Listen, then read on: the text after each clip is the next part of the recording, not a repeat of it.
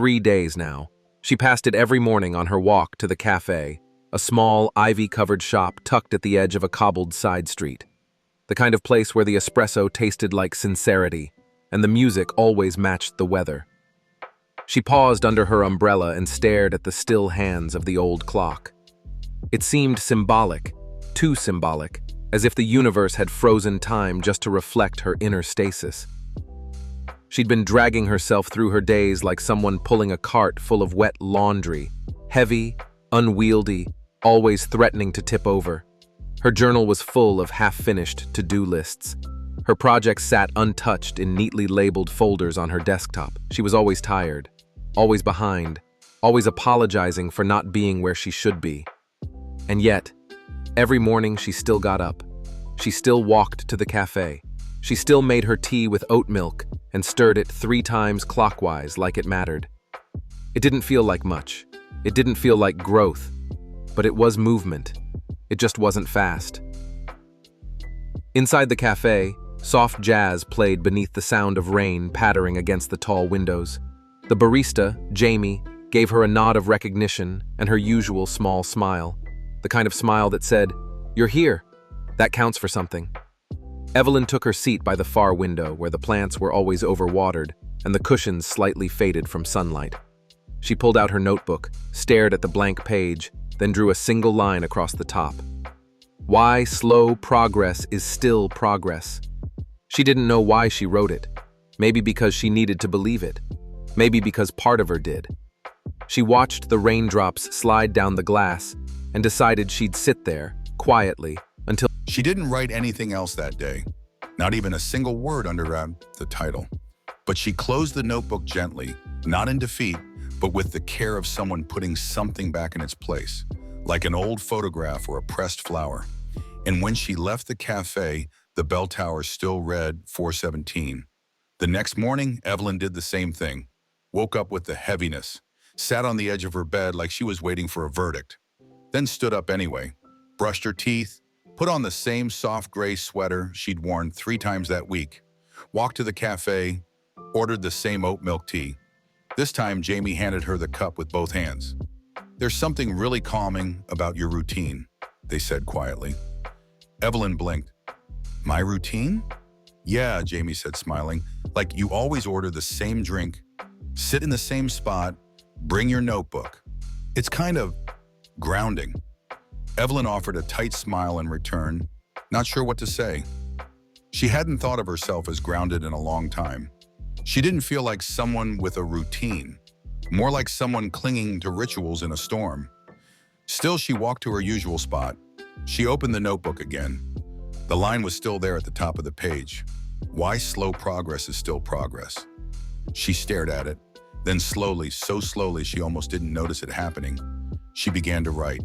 "Because I got out of bed today. Because I brushed my teeth even though it felt pointless. Because I washed my cup instead of letting it sit in the sink. Because I said no to the thing I didn't want to do. Because I came back to this notebook even though I wanted to pretend it didn't exist." Each sentence a breadcrumb, each one a breath. By the time her tea was cold, she had filled half a page. She didn't feel proud, she didn't feel fixed, but she did feel noticed by herself. When she closed the notebook, she felt the smallest flicker of warmth, like standing near a window that faces the sun. That weekend, Evelyn received a letter, an actual letter, rare enough that she turned it over in her hands twice before opening it. The envelope was lavender, thick, sealed with a pressed wax stamp in the shape of a small feather. Her name was written in loopy cursive she instantly recognized. Charlotte. They'd met 2 years ago in a writing workshop, one of those short-lived but deeply felt connections. They'd shared notebooks, loose thoughts over mint tea, the occasional tearful voice memo. Charlotte had moved to Norway last spring, chasing stillness, she said.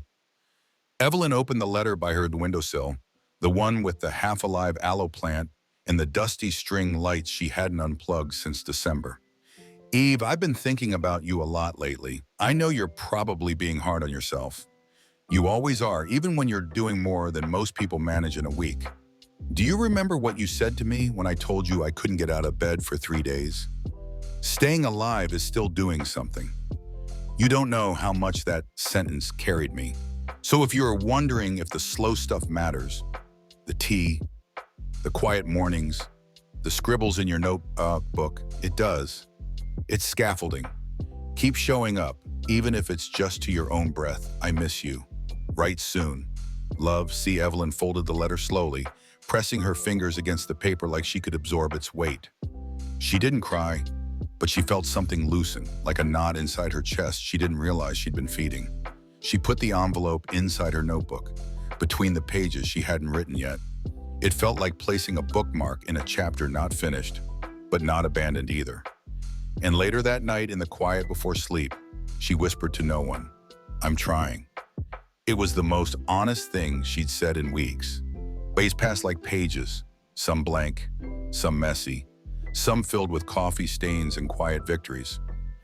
Evelyn didn't change her life overnight. That wasn't the kind of story this was. But she did begin to notice things, like the way the light hit her floorboards at 8:06 a.m., the small satisfaction of crossing out one task on a list, the strange calm that came from admitting, "I don't feel okay today," and letting that be enough. One afternoon, she brought a book to the cafe instead of her notebook, not to escape, but to rest her mind on someone else's rhythm. She sipped her tea, not for productivity, but for warmth, for comfort, for proof that even small rituals could be sacred. She didn't even glance at the bell tower as she walked in. It wasn't until she stepped back outside sometime later that she saw it. 4:48, she stopped mid-step. The clock had started again.